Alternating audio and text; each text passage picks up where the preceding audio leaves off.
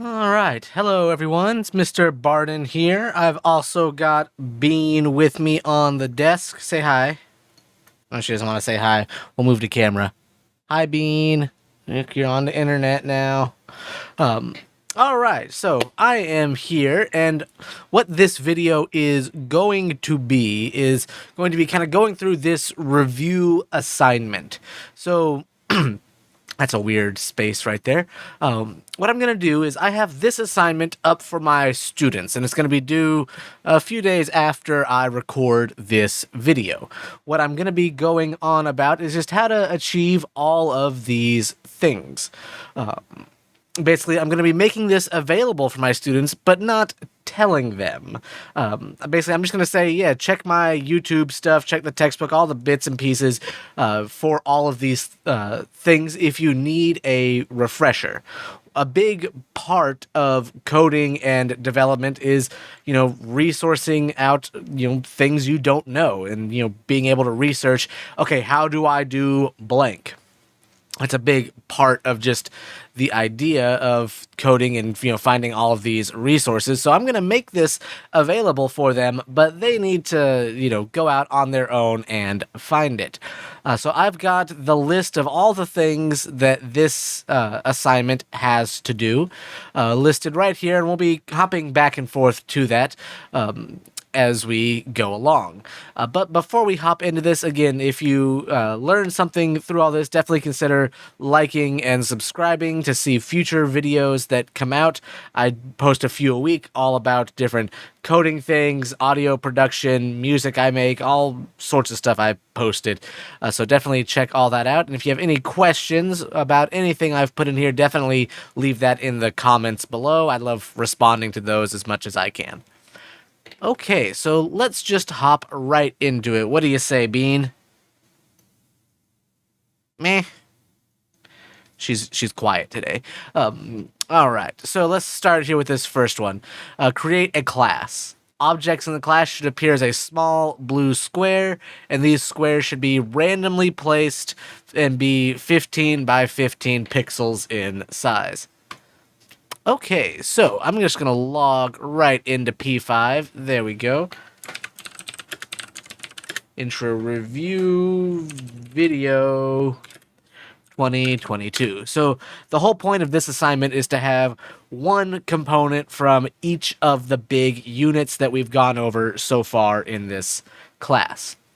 So I'm going to start with the most recent thing we went over, and that was making a class. And I'm just going to call it blue rect. That's what we're going to call it. In here, I'm going to bring out a constructor, and that's going to just be used to set the properties. So I like to go ahead and add arguments. So we'll say x, y, width, height, and color. I use just short names for mine, but these can be named whatever you want. So we'll say this dot x equals x, this dot y gets assigned y, this dot width gets assigned width. This is a very tedious part. This dot height gets assigned height.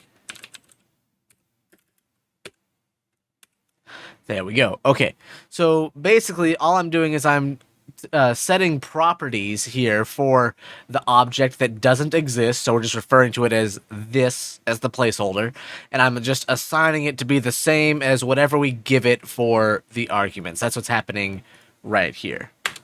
The next part, you don't have to call it appear, but I call mine appear, and this is where we tell the object what it's going to look like on the screen. The object won't appear on the canvas until we tell it to appear, which is why I picked the word appear. So I'm like, hey, Bob, be on the screen. That's the logic for that happening. So let's go in and tell it how to appear. I like to use the functions push and pop, just because this way, when I set the values for an object, it's not going to fight with other stuff. It makes a more localized scale. So let's see, we have to set the fill, and we'll say this dot color, and then we'll say it's a rect at this dot x, this dot y, with this dot width, and this dot height. Now you could hard code these values for this assignment, but I like to have the option to make it customizable, which is why I'm doing it like this. So the next bit I'm going to combine with this with the for loop so we can actually see the things. So we're going to start off here. I'm going to make a for loop for let I start at 0. I is going to be less than 25 because we want 25 of these. And we're going to increase y at the or I by 1 at the end of every loop.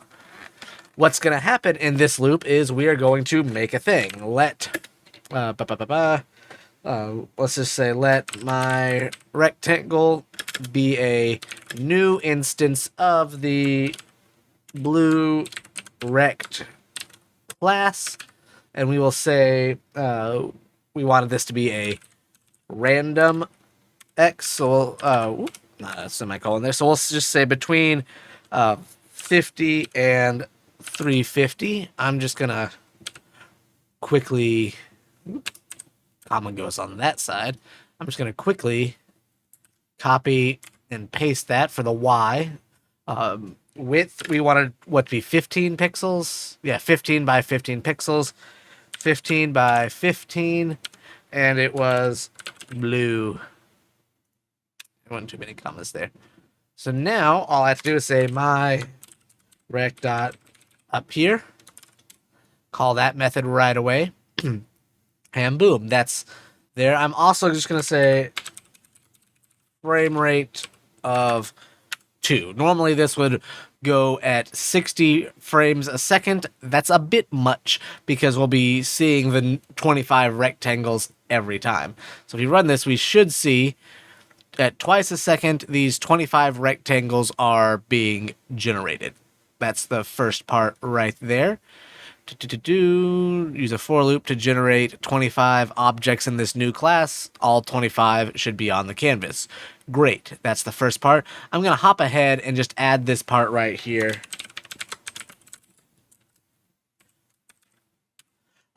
Just because it's going to be a thing later, and it's going to fight if I don't do it now while I'm thinking of it. I just wanted to have a thicker, everything in the sketch will have a thick outline. The next step, create a new function. This one should generate an array of 3 random numbers and between 0 and 255 and return that value. I have shown everyone how to do this whenever we make a random color, but we haven't really talked about random colors or just colors in general as numeric values very much yet. That's going to be a thing we do next time, the next class. So you could either do this at the very end of the class. I tend to like to do all my functions together and all my classes together, so I'm actually going to go just before my class and do this right in between. So function random color, and we're going to make that right there. So what we can do is we can say let this color equal an array, and it's going to be 3 random values between, I always do the semicolon out of habit, 0 and 255. And I'm just going to copy and paste that 3 times because all 3 values there, and return this color. Lowercase d. This color. And that's the function. So the function itself is very simple. The idea is we're going to call it and be able to get a randomly generated color every single time. So that's the next one right there. Boom. The next one is a little more complicated, a few more steps, nothing too nuts. So we're going to make a conditional statement in the draw function, and the statement will call this new function we just made to set the fill and then generate a small circle at the mouse's location using that fill. So let's start with this. Let's head up into the draw function. I'm going to do this before my for loop just so I don't fight with the brackets right here. So if, we'll say if mouse is pressed. I'll do this a little long-handed. Is equal to true. Then we're going to do a thing. We will say the fill is going to be, what did I call this? Random color. So we're going to fill it with that result. And then we will say an ellipse we're going to draw at mouse X and mouse Y. And we're going to make it, I'll make them vary. I just say it has to be less than 20 pixels in diameter. I don't care if they're all the same. I don't care if they're a little bit different. I like the chaoticness of a little bit of random. So we're going to make them random, but between, we'll say we'll make it between 10 and 19. I say less than 20. So if I run this again, no real change, but I should be able to click my mouse and a thing broke. What did I break? This color is not a function. Oh. There we go. So there's this, and it is changing every single frame. That's totally fine, but I can click the mouse and see that its color is randomly changing. If you really want to, excuse me, Bean, are you having fun? You can't get comfy. I know I'm busy talking and you just want a nap. Cute kitty. As I was saying, if you want to make it so that way they don't change, what you can do is at the very end of your draw function. So I'm going to go to my for loop, to the end, but not to the end of my draw function. We can call no loop. And this will execute the draw function, but it's not going to loop it. So I could, well, that won't change it there. For now, we'll just leave it as is. So that way, we ignore what I said about no loop, but that tells you what it does. I just want to be able to see this change. But if you don't have this line, I'm going to warn you right now, it may get a little flashy. Starting now. You see how it's kind of fast, and it's changing a whole bunch. It's not always what we want, but for right now, it's fine. If we really wanted to tweak it, you could move a lot of this into the setup function, so it only happens once, but we're going to leave it here. This is fine for the assignment. Okay, so we draw that. The last thing, I want the background color to be purple. Okay, that's easy. Background is purple. I'll turn on the auto refresh now that the for loop is done. So background is purple. There we go. All right, next step. I want a yellow triangle drawn in the middle of the canvas. Okay, that's easy enough. Triangle in the middle of the canvas. We can put this, however, I don't particularly care what kind of triangle it is, as long as it's vaguely in the middle of the canvas and it's the right color. So, Bean, can you help me with my triangle? She said no. Okay, so I'm just going to say 200, 150, 150, 250, 250, 250. There's my triangle. It's more or less in the middle of the canvas. I just did some math because I know my canvas is 400 by 400. Well, 200's in the middle, and then I just was like, okay, well, let's do it slightly above the middle for the top point, and then we'll go slightly to the left and right of the middle, and so on. So to do this, I like to add comments to my triangles so I know the order of the points. So I'll say top, left, and right. That's the order, because again, each two of these arguments is a coordinate for the points of the triangle. So that part's done. I say I want the triangle to be yellow with a green outline. So let's make that. Fill. Yellow. There's that. All right. And then I say green outline. So stroke should be green.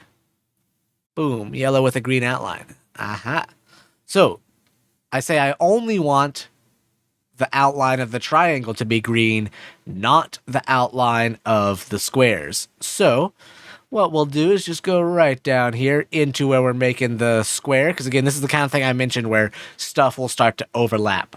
So this is a local scope here. So we're just going to say stroke 0, which means black.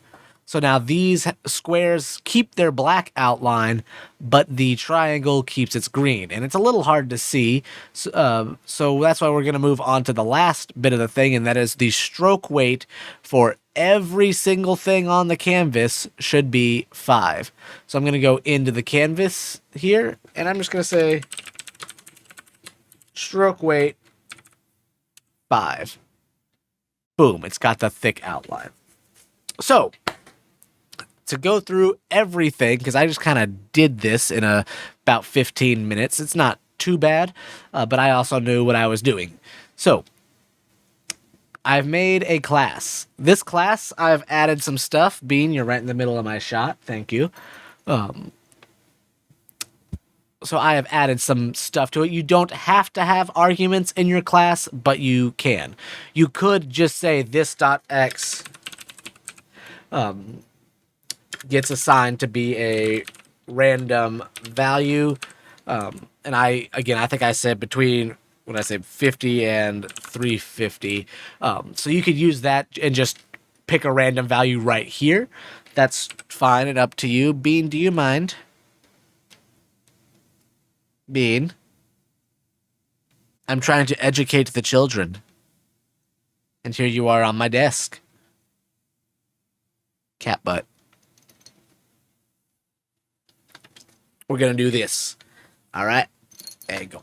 So, that's where I've just set the values. You can also, again, hard code all of these so that way that they are 15 by 15 pixels right away. Or you could do it like I did it with the arguments. Both are totally fine. I then told it how to appear. You don't need push and pop, but it's helpful. Can you sit down? You're the one who chose to be up here. So, push and pop, totally helpful, not necessary though. I don't have any methods that you have to make for the object, but you could if you wanted to. I didn't miss a method here, did I? No. But again, we can add other methods if we really wanted to, but we aren't using them, so we don't need to make them. So we'll just leave that right there. Working our way up, I've got function random color, and that is, again, just generating 3 random numbers and returning it as an array. Again, my class hasn't gone over a lot of numeric RGB values for colors yet. That's a thing we're doing, I think, literally the next class after we do this assignment. So basically, you can represent any color that the computer can make as numeric values, and that's what's happening right here. And as I click my mouse, this circle with the thick outline, I don't want that to be green, so I'm going to set that back to black in just a moment. But it's changing size and color randomly. So we've got that right there.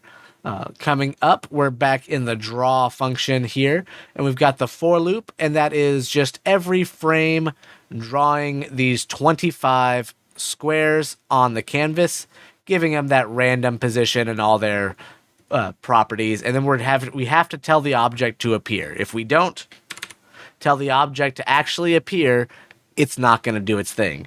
At its core, an object is just a way to collect a bunch of data and organize it.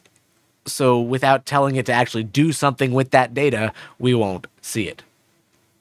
Up here is that conditional statement I mentioned, and just whenever the mouse is pressed, we set the fill to a random color, and we draw the ellipse. And I just said it needs to be less than 20 pixels. They can all be the same if you want. In fact, maybe I'll make mine 15 just standard. I'll say stroke 0 here as well, just because I would prefer the outline of this circle to be black as well. It doesn't have to be, but as long as it's at least set to 5. So it's got everything has that same thick outline. That's fine. And then working our way again back up towards the top, I've got the triangle right here. Again, XY1, XY2, XY3, the 3 coordinate points of the triangle. I don't care if your triangle looks the same as this or if it's a different shape. I just want to see that the students know, hey, we can draw a triangle. We can put it at these positions. There it is. I don't use triangle very much in my lessons, so that's why I wanted to bring it back here. We can set colors and stroke weights utilizing these functions and values. That's all pretty straightforward. The last thing I did, it wasn't part of the assignment, but for making a video, I just wanted to slow down that frame rate so that way it's not just colors blasting super fast every single frame. And that's basically it. That's all of the core elements from the intro unit of this class. If I pull up the textbook here, this intro to coding, it's all the main things, putting stuff on the canvas, utilizing variables and system variables, which is what we've got going on, system variables here. I don't really have us making any variables, but we need to do that for the for loop in order to get that to work. Understand how that variable works and how the arguments are functioning similar to variables here. So again, I didn't specify making one, but we do it with some of the other stuff. We talk about conditionals and arrays and for loops. I don't have us do any nested loops, but I just wanted to bring up that, hey, nested loops exist. That's why this kind of long outro is being. And then we go into the most recent thing my class has done, which is making functions and classes. The next thing my classes will do is talk about those more advanced shapes and colors and stuff, working in towards making some games and programs. But that's there. The textbook, I'll go ahead and put the textbook in the link description, a link to that in the description just for you all to have. It's pretty useful. As well, no, I won't put a link to this code because the whole point is for the students to make it themselves. So no link to the code, but I'll put a link to the textbook below. If you want to see some other videos about this, definitely check out the channel. There's a lot of stuff. I put a lot of my lessons here as well. So a lot of the things I talk about in more detail if you need a little bit more information. That's where I am going to wrap it up. So everyone have a great day, and I will see you all the next time that I see you. Bye.